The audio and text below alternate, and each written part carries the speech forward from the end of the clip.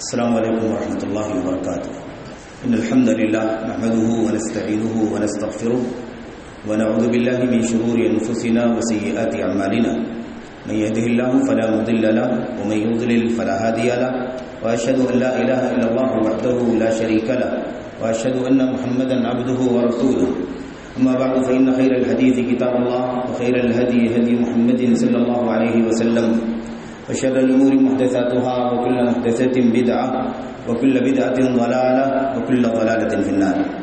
أعوذ بالله من الشيطان الرجيم. بسم الله الرحمن الرحيم.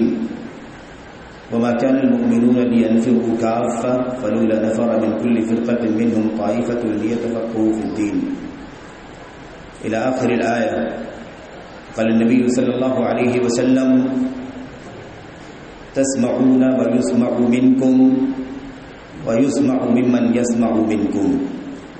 وقال النبي صلى الله عليه وسلم الدنيا ملعونة ملعون ما فيها إلا ذكر الله وما والاه وعالم ومتعلم.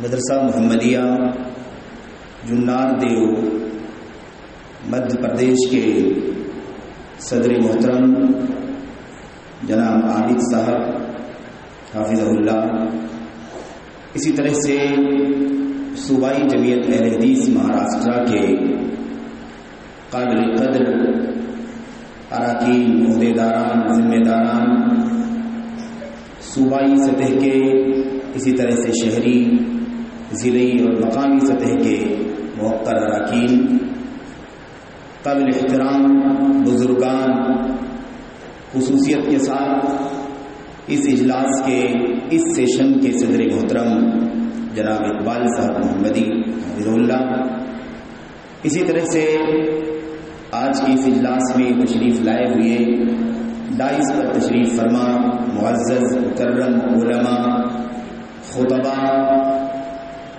دعا اور اہل علم،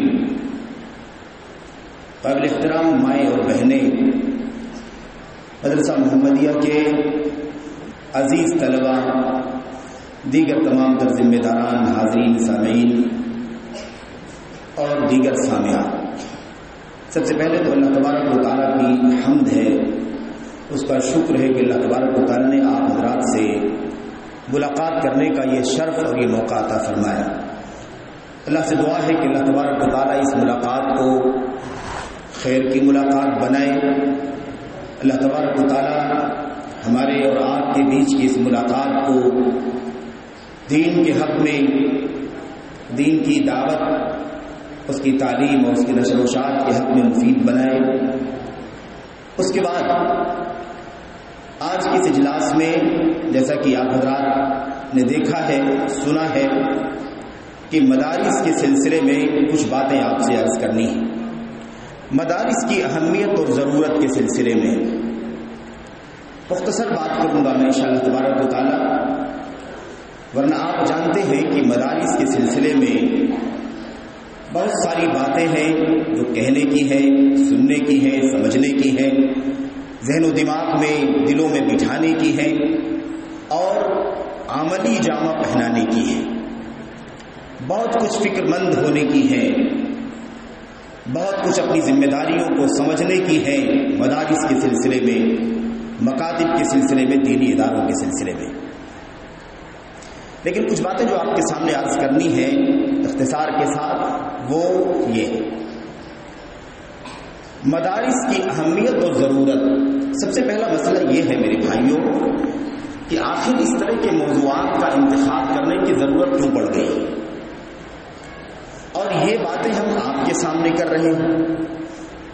مدارس کے سلسلے میں بہت سارے مسائل میں جو بڑے مسئلے ہیں، ان میں سے سب سے بڑا مسئلہ یہ ہے کہ مدارس کے سلسلے میں یہ تصور دیا جا رہا ہے کہ یہاں سے آتنک پھیلتا ہے، یہاں سے دہشت گردی نکلتی ہے، یہاں اس طرح کی چیزوں کی تعلیم دی جاتی ہے جس کے اندر ظلم ہے، زیادتی ہے، شدت ہے، بربریت ہے. تو یہ باتیں جو لوگ کہنے والے ہیں، یہ مجلس ان کی نہیں ہے، بلکہ یہ تو ہمارے عزیز طلبہ کی مجلس ہے، ہمارے علماء کی مجلس ہے، ہمارے بزرگوں کی مجلس ہے، ہماری قابل احترام ماں اور بہنوں کی مجلس ہے۔ تو پھر آخر اس موضوع کو یہاں بیان کرنے کی کیا ضرورت پڑ گئی؟ اس کا مطلب یہ ہے کہ ہم لوگ بھی کہیں نہ کہیں مدارس کی اہمیت کو نہیں سمجھ رہے ہیں، مدارس کی ضرورت کو نہیں سمجھ رہے ہیں۔ اگر یہ مسئلہ نہ پیش آتا تو یہ بیان کرنے کی ضرورت بھی نہیں تھی۔ اگر مدارس کی اہمیت سمجھتے، اس کی ضرورت سمجھتے، اس کے تقاضوں پر چلتے، اس کے تقاضوں کو پورا اگر کرتے ہم لوگ، آپ لوگ، تو پھر مبارکبادی دینے کے لیے مجلس میں عنوان بنایا جاتا، مبارکبادی پیش کی جاتی، دعائیں دی جاتی۔ مدارس کی اہمیت سمجھنے والے ہمارے بھائی، مدارس کی ضرورت سمجھنے والے ہمارے بھائی، اس کے تئیں جو ذمہ داریاں بنتی ہیں اس کو ادا کرنے والے ہمارے بھائی، یہ ساری باتیں آپ کے سامنے پیش کی جاتی ہیں۔ لیکن ہم یہ بتانا چاہ رہے ہیں، ذمہ داران نے عنوان کا انتخاب کیا کہ مدارس کی اہمیت کیا ہے، اس کی ضرورت کیا ہے۔ اس کا مطلب یہ کہ بتانے کی ضرورت ہے، اور کہیں نہ کہیں اہمیت نہیں سمجھی جا رہی ہے، کہیں نہ کہیں ضرورت نہیں سمجھی جا رہی۔ کیا اس کے مظاہر ہیں؟ کیسے پتا چلا کہ مدارس کی ضرورت نہیں سمجھی جا رہی؟ میرے بھائیوں، یا مدارس کی اہمیت کو لوگ نہیں سمجھ رہے، اسے ہمیں سمجھنے کی ضرورت ہے، اور اسی طرح کی باتوں کو آپ کے سامنے پیش کرنے کے لیے یہ عنوان منتخب کیا گیا ہے۔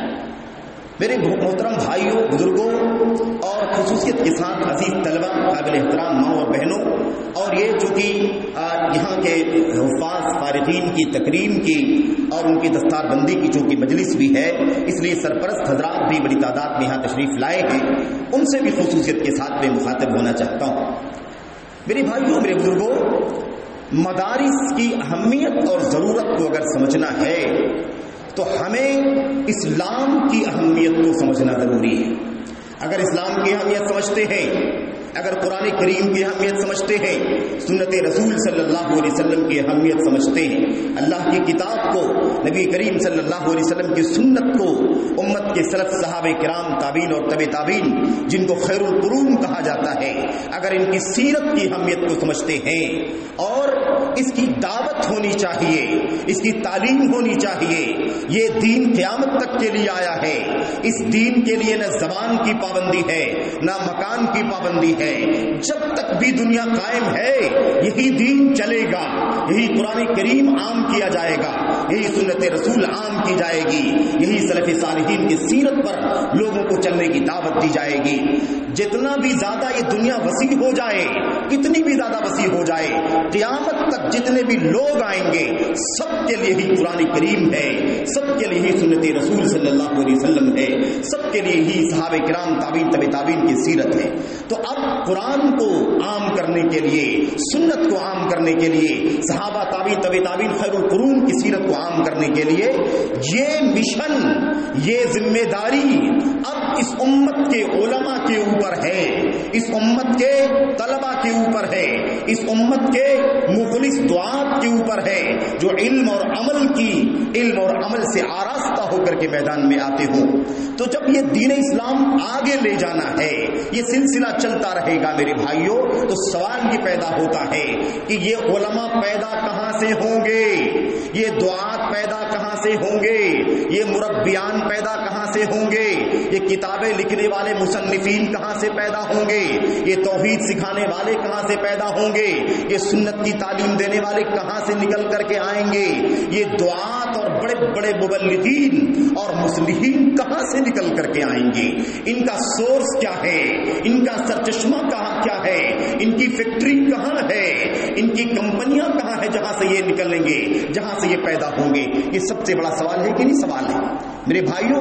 اللہ کے کلام قرآن کریم کی آیات کو، نبی کریم صلی اللہ علیہ وسلم کی حدیث کو اگر ہم بہت ہی زیادہ اختصار کے ساتھ اگر سنجیدگی سے پڑھ لیں، غور کر لیں، تو یہ مسئلہ سمجھنا بڑا آسان ہو جائے گا۔ اور میں بات کروں گا انشاءاللہ تبارک و تعالیٰ کچھ قرآن کریم میں اللہ تبارک و تعالیٰ فرماتا ہے وَمَا كَانَ الْمُؤْمِنُونَ لِيَنْفِرُوا كَافَّةً، سارے مسلمانوں کو نکلنے کی ضرورت نہیں ہے، سارے مسلمان نکل جائیں، سارے مسلمان نکل جائیں، سب کو نکلنے کی ضرورت نہیں ہے۔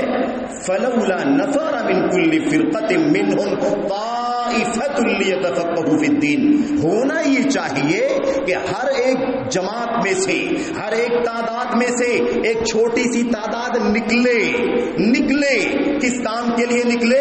لیتفقهوا فی الدین، دین اسلام کی فقہ حاصل کرنے کے لیے، دین اسلام کا علم حاصل کرنے کے لیے، دین اسلام کی گہری معلومات حاصل کرنے کے لیے، اللہ کی توحید، نبی کی سنت، فرائض، واجبات، سنن، مستحبات، میرے بھائیو اللہ کے حقوق، اللہ کے رسول کے حقوق، بندگان کے حقوق، انسانیت کی خدمت کے تمام تر جو بھی اصول اور ضابطے کتاب و سنت کے اندر بتلائے گئے ہیں، ان کو سیکھنے کے لیے، ان کا علم حاصل کرنے کے لیے ایک بڑی جماعت میں سے ایک چھوٹی سی جماعت کو لازماً نکلنا چاہیے، تاکہ وہ علم حاصل کریں، تاکہ وہ فقہ حاصل کریں، تاکہ وہ تعلیم حاصل کریں، تاکہ وہ کتاب و سنت کے نصوص کو یاد کریں، اس کو سمجھیں اور اس کے بعد باہر نکل کر کے لوگوں کو سمجھائیں، لوگوں کو تعلیم دیں، لوگوں کو دعوت دیں، لوگوں کی اصلاح کریں، لوگوں کو اللہ تبارک و تعالیٰ سے جوڑنے کی کوشش کریں۔ یہ اللہ تبارک و تعالیٰ کا کلام ہمیں مخاطب کر کے میرے بھائیوں کچھ کہہ رہا ہے۔ سوال یہ پیدا ہوتا ہے کہ اب کون سا سورس ہے،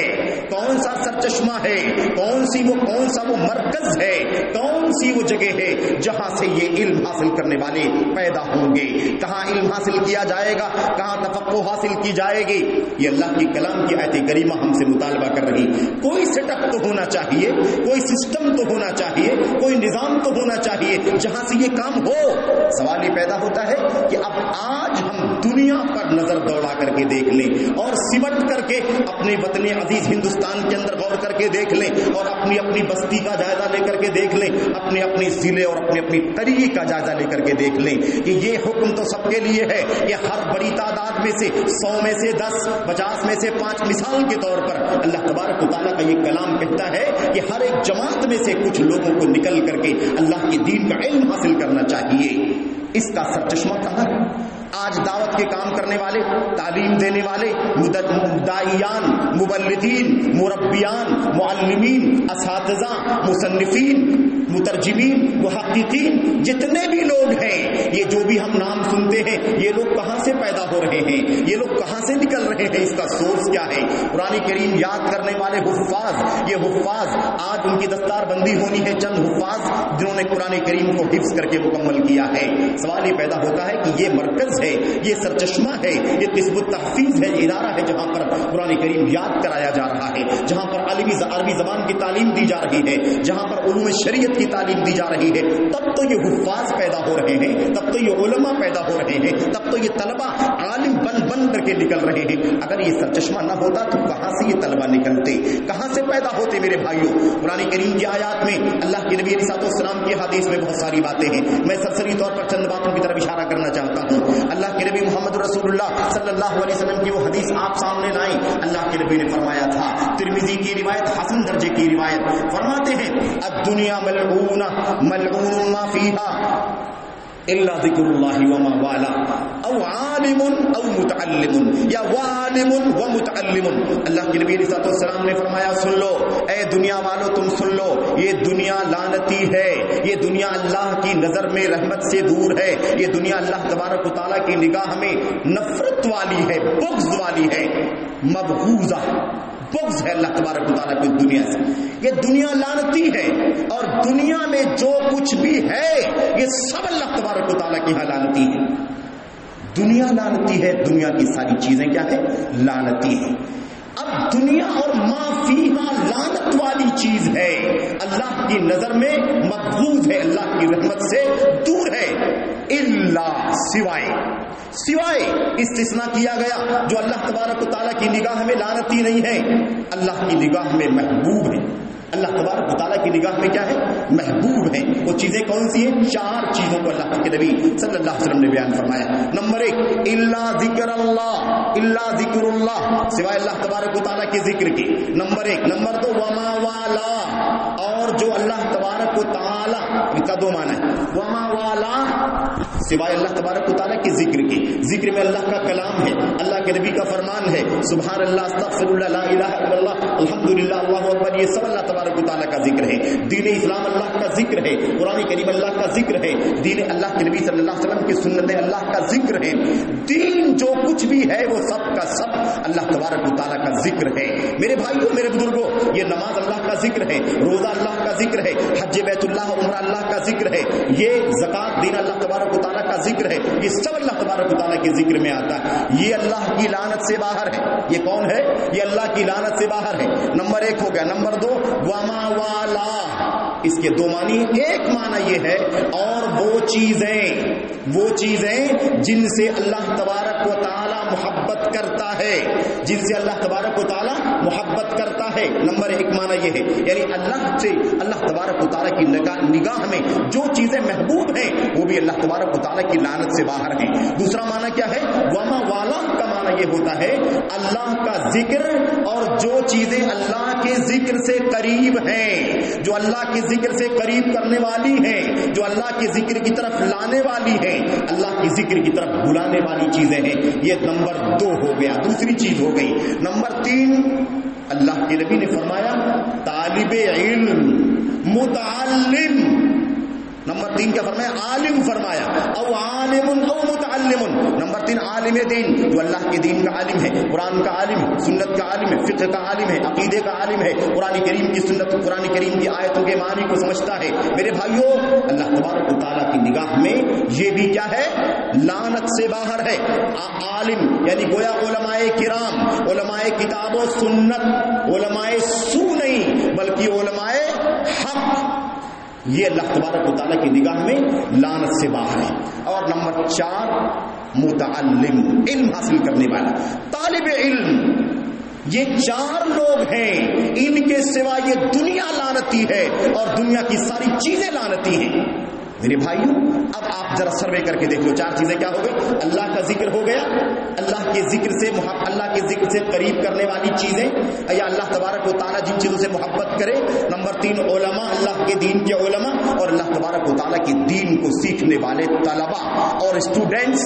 یہ 4 قسم کے لوگ ہیں جو لعنت سے باہر ہیں، بقیہ سب چیزیں لعنتی ہیں۔ اب یہ عالم کہاں ہوں گے، یہ طلباء کہاں ہوں گے؟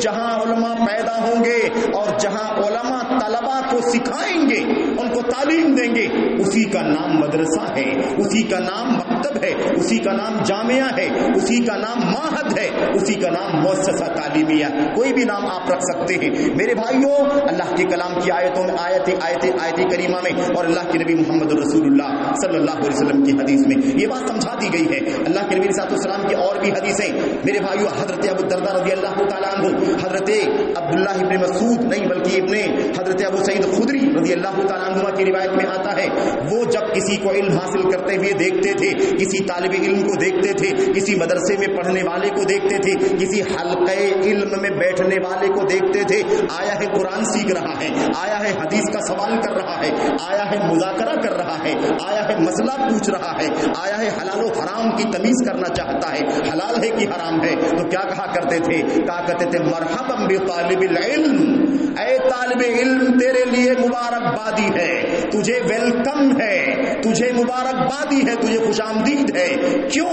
اس لیے کہ نبی کریم صلی اللہ علیہ وسلم تیرے بارے میں تاکید کیا کرتے تھے، وصیت کیا کرتے تھے، مرحبا بوصیت رسول اللہ صلی اللہ علیہ وسلم، مرحبا بطالب العلم، مرحبا بطالب الحدیث، حدیث کا علم حاصل کرنے والے کے لیے ویلکم ہے، مبارکبادی ہے، خوش آمدید ہے۔ میرے بھائیو، یہ طلبہ ہیں، طالب علم حاصل کرنے والے، ان کے لیے اب اگر آپ سوچیں گے کہ بھائی ٹھیک ہے، علم حاصل کرنے سے کہاں لازم آتا ہے کہ مدرسہ بھی رہے، کہاں ضروری ہے کہ ایک ڈھانچہ بنایا گیا ہو، ایک سیٹ اپ بنایا گیا ہو، کلاس روم بنائی گئی ہو اور پہلی دوسری تیسری چوتھی اس طرح کی تقسیم کی گئی ہو، اس کی کیا دلیل ہے؟ نبی کریم صلی اللہ علیہ وسلم کے زمانے میں، صحابہ کرام کے زمانے میں صرف اشارہ کرنا کافی ہے۔ تاریخ مدارس کی لمبی ہے، کس دور میں کتنے مدارس رہے، کس نام سے چلتے تھے، کس نے قائم کیا تھا، کتنے طلباء تھے، کتنے مدرسین سے پوری لمبی فہرست ہے، اس کا یہ موقع نہیں ہے۔ آپ کو صرف یہ اشارہ کرنا ہے کہ اس کی اصل محمد رسول اللہ صلی اللہ علیہ وسلم کی سنت کے اندر موجود ہے، اس کی جڑ محمد رسول اللہ صلی اللہ علیہ وسلم کے صحابہ کرام کی زندگی کے اندر موجود ہے۔ اشارہ میرے بھائیوں، ہم نے حضرت ارقم ارقم ابن ابو الارقم کا گھر دار ارقم کے نام سے اس مدرسے کا نام سنا ہے. مکے میں نبی کریم صلی اللہ علیہ وسلم جن کے گھر میں چھپ کر کے ان طلبا کو، ان صحابہ کرام کو، ان نو عمر ساتھیوں کو، ان نوجوانوں کو، ان بزرگوں کو تعلیم دیا کرتے تھے، سبق پڑھایا کرتے تھے. توحید کا سبق، سنت کا سبق، حلال کا سبق، حرام کا سبق، عدل کا سبق میرے بھائیوں پڑھایا کرتے تھے. یہ صحابہ کرام جہاں علم حاصل کرتے تھے، یہ اسلامی تاریخ کا یہ سیرت نبی صلی اللہ علیہ وسلم کا پہلا مدرسہ تھا، پہلا مکتب تھا، پہلا معہد تھا جہاں پر نبی کریم صلی اللہ علیہ وسلم تعلیم دیا کرتے تھے. آپ سوچتے ہوں گے کلاسیں کہاں چلتی تھیں؟ کلاسوں کا نام تو نہیں تھا، لیکن اس میں کلاس بندی تھی، درجہ بندی تھی. جو پہلے اسلام لائے وہ چند مہینوں سے سیکھ رہے تھے، جو اس کے بعد آئے وہ چند دنوں سے سیکھ رہے تھے، جو اس کے بعد آئے وہ اس سے کم سیکھنے والے لوگ تھے. یہ لازمی بات ہے میرے بھائیوں، سب کا درجہ سیم نہیں ہو سکتا ہے. اور مدینہ کے اندر نبی کریم صلی اللہ علیہ وسلم نے وہ صفہ کا چبوترا مسجد نبوی کے پچھلے والے حصے میں مؤخرۃ المسجد النبوی، نبی کریم صلی اللہ علیہ وسلم جب مدینہ پہنچے اور آپ صلی اللہ علیہ وسلم نے مدینے میں مسجد نبوی کی تعمیر فرمائی، تو مسجد نبوی کے بالکل آخر میں پیچھے کی طرف ایک چبوترا تھا، اور چبوترے کے اوپر ایک سائبان تھا، سقیفہ تھا. وہاں پر نبی کریم صلی اللہ علیہ وسلم کے صحابہ آ کر کے علم حاصل کیا کرتے تھے، علم حاصل کرتے تھے.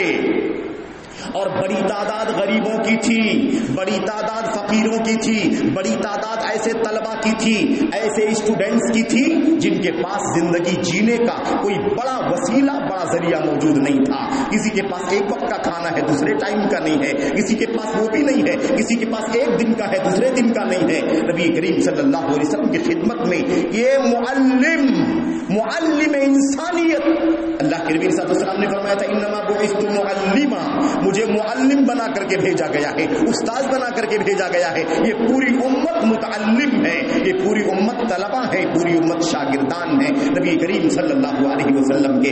اسی لیے آپ نے اللہ تبارک و تعالیٰ نے نبی کریم صلی اللہ علیہ وسلم کا جو فریضہ منصبی، جو آپ کا مقام بیان فرمایا ہے، آپ کا منصب بیان فرمایا ہے، اس کے اندر یہ بات موجود ہے وَيُعَلِّمُهُمُ الْكِتَابَ وَالْحِكْمَةَ. ایک نبی بھیجا ہے جس کا کام یہ ہے کہ قرآن کی تلاوت کرے گا، جس کا کام یہ ہے کہ ان کو حکمت سکھائے گا، جن کا کام یہ ہے کہ وہ ان کو سنت کی تعلیم دے گا، ان کے نفسوں کا، ان کے عملوں کا تزکیہ کرے گا، ان کی بدعقیدگی کو صاف کرے گا. وہ نبی اسی مقصد کے لیے بھیجا گیا ہے. میرے بھائیو، خلاصہ کلام کیا ہے؟ خلاصہ کلام یہ ہے کہ نبی معلم ہے، پوری امت متعلم ہے. اب یہ امت جب تک بھی دنیا میں رہے گی تب تک یہ علم حاصل کرنے کا سلسلہ قائم رہے گا. نبی جا چکے ہیں، نبی کے وارثین موجود ہیں، علماء موجود ہیں، متعلمین موجود ہیں. یہ علماء نبی کریم صلی اللہ علیہ وسلم کی نیابت کرتے ہوئے آپ کی وراثت، جو علم کی وراثت ہے، اسے حاصل کرنے کے بعد امت کے عوام کو، امت کے طلبہ کو، امت کے بچوں کو سکھائیں گے، تعلیم دیں گے. وہ لمبی حدیث ہم سنتے رہتے ہیں جس میں اللہ کے نبی صلی اللہ علیہ وسلم نے فرمایا تھا العلماء وَإِنَّ الْعُلَمَاءَ وَرَثَةُ الْأَنْبِيَاءِ. علماء کرام یہ انبیاء کے وارثین ہیں، انبیاء کے وارثین ہیں. وَإِنَّهُمْ لَمْ يُوَرِّثُوا دِينَارًا وَلَا دِرْهَمًا. اور نبیوں نے اپنے ان وارثین کو مال کا، دولت کا، درہم و دینار کا وارث نہیں بنایا ہے. وَإِنَّمَا وَرَّثُوا الْعِلْمَ. ان نبیوں نے اپنی امت کے لوگوں کو، علماء کو علم کا وارث بنایا ہے. فَمَنْ أَخَذَهُ أَخَذَ بِحَظٍ وَافِرٍ. اب جو یہ علم نبی کا، یہ علم نبوت کا حاصل کر لے گا، جتنا زیادہ حاصل کر لے گا اتنا بڑا خزانہ اس کے پاس علم کا اکٹھا ہو جائے گا. یہ نبی کریم محمد رسول اللہ صلی اللہ علیہ وسلم کی وارثین کے بارے میں یہ علماء ہے تعلیم دیں گے، یہ علماء ہے تعلیم دیں گے. اور امت کے لوگ، بڑے چھوٹے، عوام، خواص، یہ سب علم حاصل کریں گے. تو مسجد نبوی کے پیچھے جو چبوترا تھا نا، جو سائبان لگا ہوا تھا، وہ اسلامی تاریخ کی سب سے پہلی درسگاہ تھی، اسلامی تاریخ کا سب سے پہلا مدرسہ تھا جسے محمد رسول اللہ صلی اللہ علیہ وسلم نے قائم کیا تھا. اور میرے بھائیوں، حضرت ابو ہریرہ رضی اللہ تعالیٰ عنہ بیان فرماتے ہیں، صحیح بخاری کی روایت کے اندر، صحیح بخاری کی روایت میں فرماتے ہیں، کہتے ہیں رأیت 70 من اصحاب الصفہ. میں نے اصحاب صفہ میں سے 70 لوگوں کو دیکھا. 70 لوگوں کا. تو اس مدرسے میں طلبہ کی تعداد کتنی تھی میرے بھائیوں؟ 70 سے زیادہ تھی، کیونکہ 70 لوگوں کے بارے میں تو یہ واقعہ بیان کر رہے ہیں. جو بھی بیان کر رہے ہیں ابو ہریرہ، یہ 70 لوگوں کے بارے میں بیان کر رہے ہیں، لیکن تعداد اس سے بھی زیادہ تھی. 80 رہی ہوگی، 90 رہی ہوگی، 100 رہی ہوگی، اس سے بھی زیادہ رہی ہوگی. تو عہد رسالت کا نبی کریم صلی اللہ علیہ وسلم کے دور کا جو پہلا مدرسہ تھا، صفہ والا مدرسہ، اس مدرسے میں تقریباً 70 سے زیادہ طلبہ علم حاصل کیا کرتے تھے. یہ پہلا مدرسہ تھا، یہ پہلا جامعہ تھا، یہ پہلا مکتب تھا، یہ پہلا معہد تھا جہاں نبی کریم صلی اللہ علیہ وسلم ان کو تعلیم دیا کرتے تھے. اس لیے کوئی یہ نہ کہے مدرسوں کی کوئی اصلیت نہیں ہے، مدرسوں کی کوئی حقیقت نہیں ہے، مدرسوں کا کوئی تصور اسلام کے اندر نہیں ہے. نہیں میرے بھائیوں، سراسر غلط ہے. اسلام کے اندر خود نبی کریم صلی اللہ علیہ وسلم کی تعلیم کے ذریعے سے، آپ کی معلمیت میں رہ کر کے صحابہ کرام، ایسے تو سارے صحابہ علم حاصل کرتے تھے، لیکن ایک مدرسے کی شکل میں، ایک کلاس روم کی شکل میں، ایک ہال کی شکل میں، ایک چبوترے کی شکل میں صحابہ کرام بیٹھ کر کے جو علم حاصل کرتے تھے میرے بھائیوں، ان کی تعداد بھی تقریباً 100 کے قریب رہی ہوگی.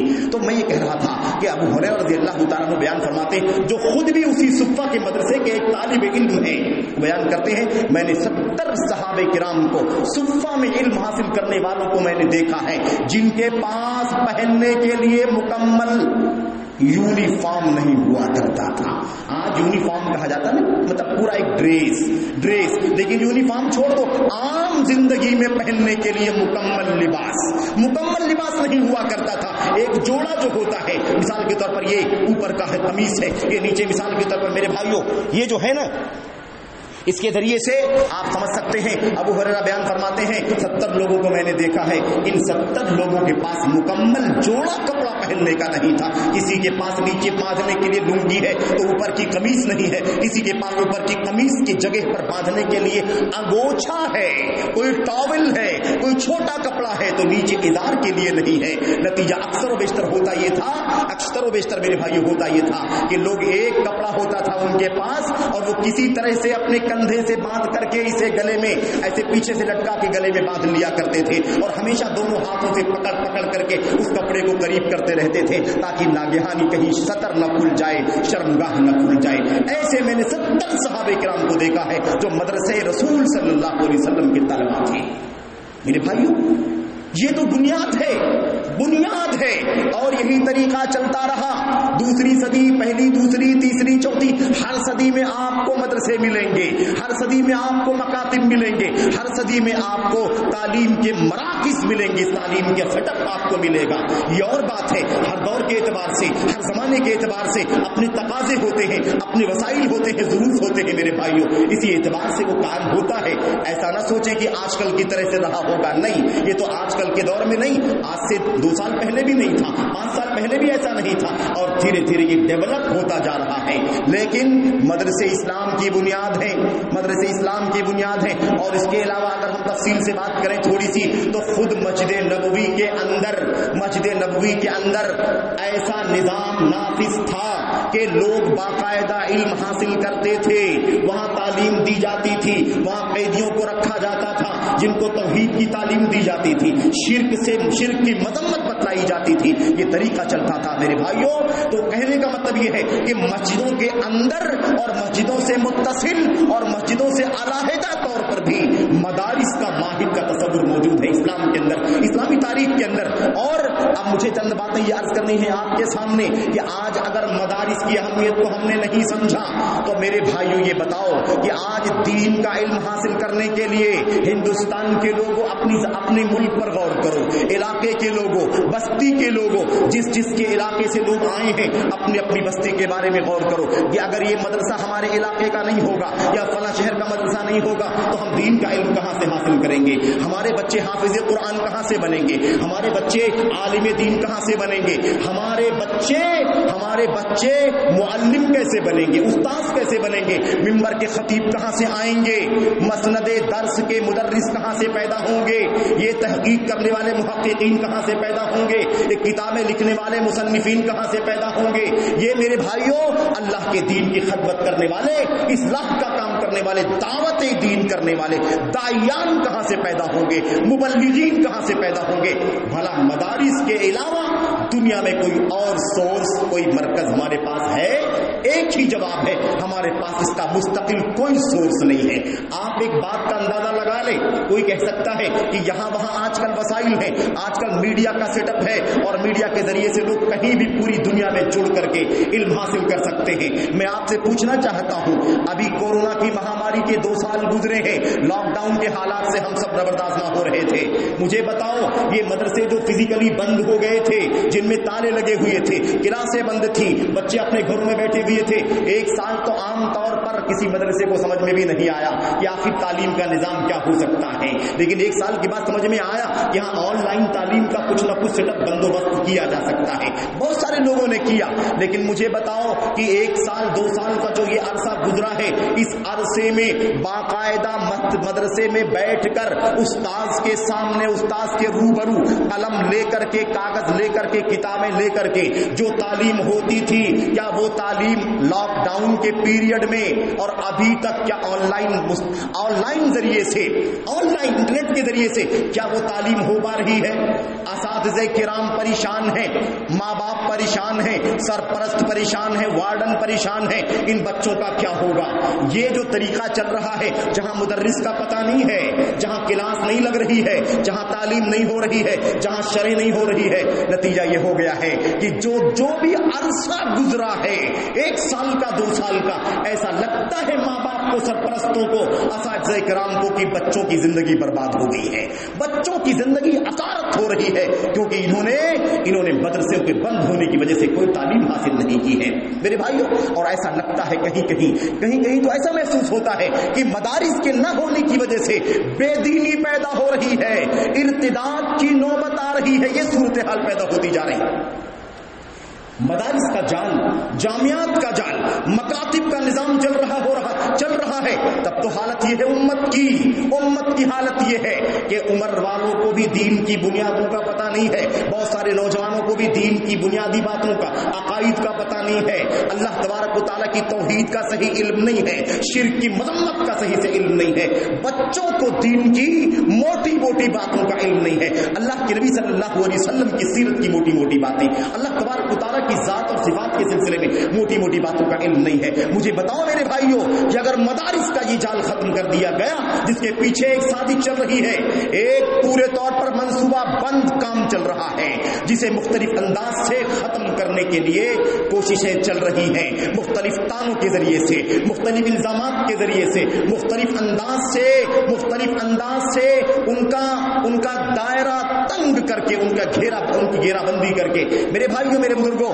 اور کہیں جو سرکاری نظام یا نیم سرکاری نظام چل رہا ہے مدرسوں کا دیہات وغیرہ کے علاقوں میں، ان علاقوں میں مدرسین کی تنخواہیں بند کر کے، ان کے ایڈ بند کر کے یہ کام کیا جا رہا ہے، اور کہیں باقاعدہ یہ کہا جا رہا ہے کہ مدارس کو ختم کرو، اسکول چلاؤ، اسکول کھولو، یونیورسٹیاں لاؤ، کالجز کھولو، تاکہ مسلمانوں کے بچے ترقی کریں، ان کے بچے ڈاکٹر بنے، انجینئر بنے، بڑے بڑے مناصب پر فائز ہو جائیں، کیونکہ مدرسوں سے ان کی زندگیاں برباد ہو رہی ہے۔ کسی علاقے کا وزیر اعلیٰ کچھ بیان دیتا ہے، کسی علاقے کا کچھ بیان دیتا ہے، آئے دن صبح شام بیانات ہم سنتے رہتے ہیں، یہ منظم سازش ہے مدارس کے خلاف، یاد رکھو یہ مدرسے اسلام کا قلعہ ہے، توحید کا قلعہ ہے، سنت کا قلعہ ہے، اسلام باقی رہے گا جب مدرسے باقی رہیں گے، اسلام کی دعوت باقی رہے گی جب مدرسے باقی رہیں گے، اسلام باقی رہے گا جب مدرسے، یہ مکاتب باقی رہیں گے۔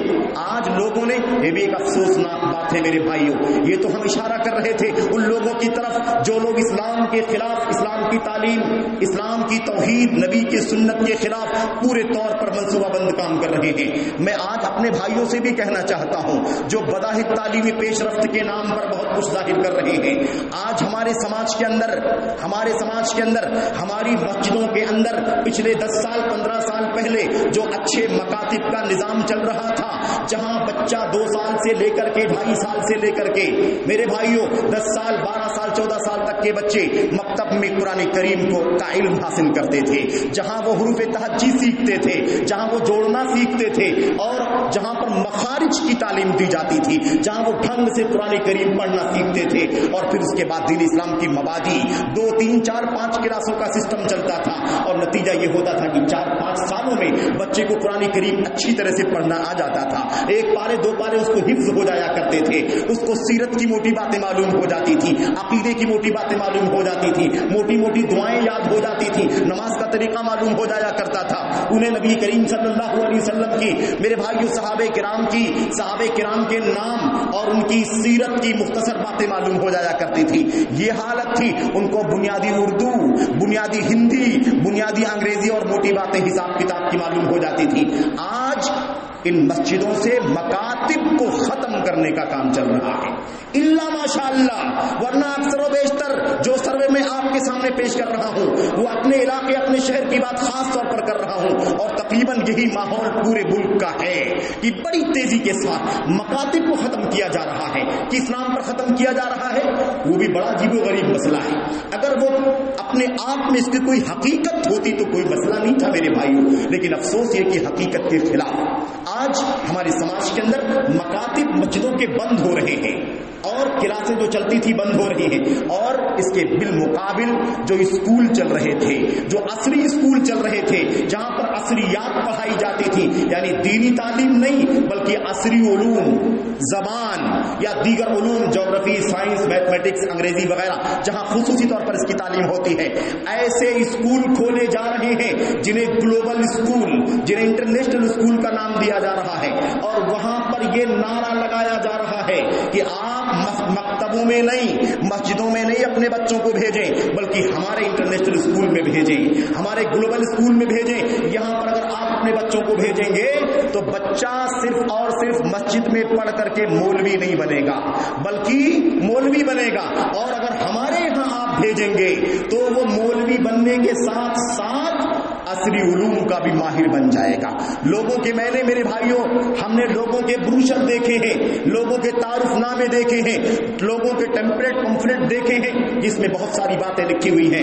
لوگ اس قدر جرأت کرنے لگے ہیں اسلامی اسکول کے نام پر, انٹرنیشنل گلوبل اسکول کے نام پر میرے بھائیوں, کہ لوگ کہتے ہیں اگر آپ, اور سنیے غور سے, اگر آپ اپنے بچوں کو ایک ساتھ میں بیک وقت, اگر آپ چاہتے ہیں اپنے بچوں کو حافظ ابن کثیر بنائیں, امام بخاری بنائیں, ابن رشد قرطبی بنائیں, اور ساتھ ساتھ آپ ولیم شیکسپیئر بنائیں, جارج برنارڈ شا بنائیں, اگر آپ چاہتے ہیں تو آپ مسجدوں میں نہیں ہمارے انٹرنیشنل اسکولوں میں لا کر کے بچوں کو داخلہ کروا دیں. نتیجہ کیا نکل رہا ہے؟ نتیجہ یہ نکل رہا ہے کہ وہ بچے جن کو اس نام پر لیا جا رہا ہے, اور یاد رکھو یہ تہمت نہیں, الزام نہیں ہے, اپنی آنکھوں سے دیکھا ہوا معاملہ ہے, یہ اگر ڈیلی 8 سے 10 گھنٹیوں کی تعلیم ہوتی ہے تو اس میں مشکل سے 1 گھنٹی قرآن کے نام پر دے دی جاتی ہے, 1 پیریڈ 2 پیریڈ میرے بھائیوں اسلامیات کے نام پر, دینیات کے نام پر دے دیا جاتا ہے, اور 90% 85% 80% تعلیم عصری علوم کی دی جاتی ہے. اب وہ بچہ 2 سال 4 سال 6 سال 8 سال کے بعد جب ہائی اسکول کر کے نکلتا ہے, جس کے بارے میں ماں باپ نے خواب سجایا تھا کہ میرا بچہ ابن کثیر بن کر کے نکلے گا, بخاری بن کر کے نکلے گا, ابن کثیر اور ابن رشد قرطبی بن کر کے نکلے گا, اور انگریزی داں بن کر کے نکلے گا, سائنٹسٹ بن کر کے نکلے گا. نتیجہ یہ ہوتا ہے کہ اسے 10 سال کے بعد صحیح سے قرآن کریم مخارج کے ساتھ, تجوید کے قواعد کے ساتھ پڑھنا بھی نہیں آتا ہے, اسے دین کی موٹی باتوں کا بھی علم نہیں ہوتا ہے. 5 سال مکتب کی تعلیم میں جو بچہ دین کی تعلیم حاصل کرتا ہے اس سے اسے محروم کر کے اس کی زندگی کے ساتھ کھیلا جا رہا ہے. اسے کوئی یہ نہ کہے کہ الزام ہے, یہ حقیقت ہے. اور یہی وجہ ہے کہ آج ہمارے بچے 10-10 سال کے ہو جاتے ہیں, ان کو قرآن کریم ناظرہ پڑھنا بھی نہیں آتا ہے, جبکہ مکتب میں پڑھنے والے بچے 7 سال سے لے کر کے 10 سال کے بیچ میں قرآن کریم کے حافظ ہو کر کے مساجد کے اندر قرآن کریم سناتے ہیں, تراویح پڑھاتے ہیں. میرے بھائی افسوس کے ساتھ کہنا پڑتا ہے, افسوس کے ساتھ. اور اس کے پیچھے صرف یہ اسکول کھولنے والوں کی مادی ذہنیت نہیں ہے, بلکہ اس کے پیچھے ہماری مادی سوچ بھی ہے. ماں باپ बाप भी मादी सोच वाले होते जा रहे हैं। इनको लालच लगती है कि हमारा बच्चा मस्जिद में पढ़ेगा तो किसी लायक नहीं होगा, मस्जिद में पढ़ेगा, मदरसे में जाएगा, उसके ऊपर जाएगा, मुतवस्सिता पढ़ेगा, इब्तिदाइया के बाद सानविया पढ़ेगा, आलिम फाजिल हो जाएगा, उसकी सैलरी कितनी होगी? वही 10,000 15,000, इससे ज्यादा और क्या रहेगी। और आजकल तो बड़ी भीड़ हो गई है मौलवियों की, आज कौन पूछेगा। इसीलिए बहुत सारे माँ बाप इतनी जुर्रत करते हैं, उनसे कहो कि भाई आपके पास 4 बच्चे हैं, आप इनमें से कम 1-2 बच्चों को आलिम दीन बनाइए, अल्लाह तबारक व तआला के यहाँ आपका मकाम बुलंद होगा, अल्लाह तबारक व तआला से आपके लिए मग़फ़िरत की दुआएं करेगा ये बच्चा, आपका दर्जा अल्लाह तबारक व तआला के यहाँ बुलंद हो जाएगा। तो वो माँ बाप कहते हैं ये भीख मांगने वाली तालीम नहीं देना है, भीख मांगने वाली तालीम नहीं देना है। ये बच्चा क्या करेगा पढ़ करके? इसका अंजाम यही है, इसका मुक़द्दर यही है। मेरे भाइयों, अल्लाह के नबी मोहम्मद रसूलुल्लाह सल्लल्लाहु अलैहि वसल्लम की वो हदीस, क़यामत के दिन ऐसे लोग आएंगे जिनका दर्जा बुलंद होगा, जन्नत के अंदर बुलंद होगा। वो आदमी अल्लाह तबारक व तआला से कहेगा, ए अल्लाह मैं तो इतना नेक नहीं था, इतना सालेह नहीं था, मेरा दर्जा इतना ऊंचा कैसे हो गया, मेरा मकाम इतना बुलंद कैसे हो गया, मैं तो ऐसा नहीं था, मेरी तौहीद मेरा अमल ऐसा नहीं था, ये हुआ कैसे? अल्लाह तबारक व तआला फरमाएगा बिस्तिग़फ़ारि वलदिका लक। इसके पीछे राज क्या है? वो बच्चा जिसे तूने दीन की तालीम दिया था, जिसे तूने हाफिज़े कुरान बनाया था, जिसे तूने आलिम दीन बनाया था, जिसे तूने दीन का दाई और मुबल्लिग बनाया था, खतीब बनाया था, उसने तुझे दुआएं दी हैं, तेरे लिए मग़फ़िरत की दुआ किया है, बख्शिश की दुआ किया है, उसके नतीजे में तेरा दर्जा जन्नत के अंदर बुलंद हो गया है। मेरे भाइयों, आज लोग इंजीनियर, डॉक्टर, बड़े बड़े मनासिब तक तो पहुंचा देते हैं, लेकिन वो लोग अपने बाप का जनाजा पढ़ाना भी नहीं जानते हैं, अपने बाप की मग़फ़िरत के लिए दुआ भी करना नहीं जानते हैं, अपनी माँ की मग़फ़िरत की दुआ भी करना नहीं जानते हैं। ऐसा मत करो। मैं असली उलूम की मुखालफत नहीं करता, मुखालफत इस पॉइंट पर मैं कर रहा हूं मेरे भाइयों कि दीन की तालीम को मलिया मेट किया जा रहा है।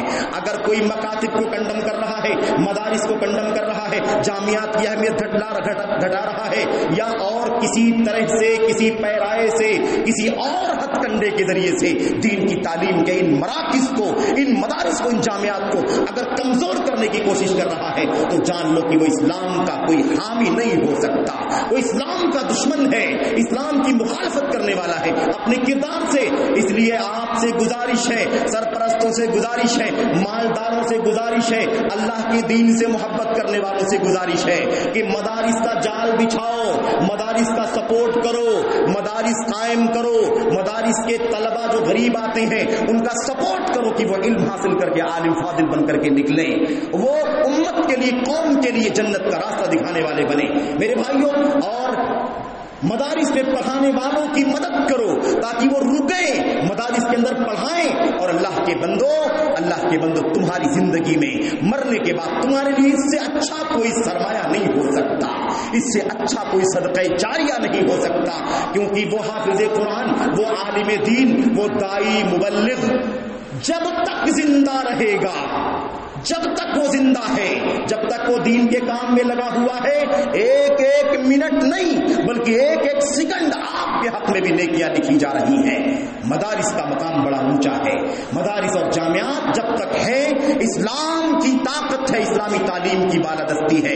मदारिस को अगर खत्म कर दिया गया, इसे कमजोर किया गया, इस्लाम कमजोर होगा, इस्लाम की तालीम कमजोर होगी, इस्लामी दावत कमजोर हो जाएगी, तौहीद और सुन्नत का मिशन कमजोर हो जाएगा। इसलिए अल्लाह से दुआ करें कि अल्लाह तबारक व तआला इन मदारिस के खिलाफ जो साजिशें चल रही हैं, हाँ वो दाखिली साजिशें हो या दाखिली सोच हो और खारजी मेरे भाइयों साजिशें हो, मंसूबाबंदियां हो, अल्लाह तबारक व तआला इस्लाम की तालीम के हक में, इन मदारिस के हक में उन सब को नेस्तो नाबूद कर दे, इस्लाम को कुव्वत पहुंचाए, मदारिस का जाल बिछे और अल्लाह तबारक व तआला अपने दीन की तालीम हासिल करने वाले, अपनी दीन की तालीम हासिल करने वालों को तैयार करे।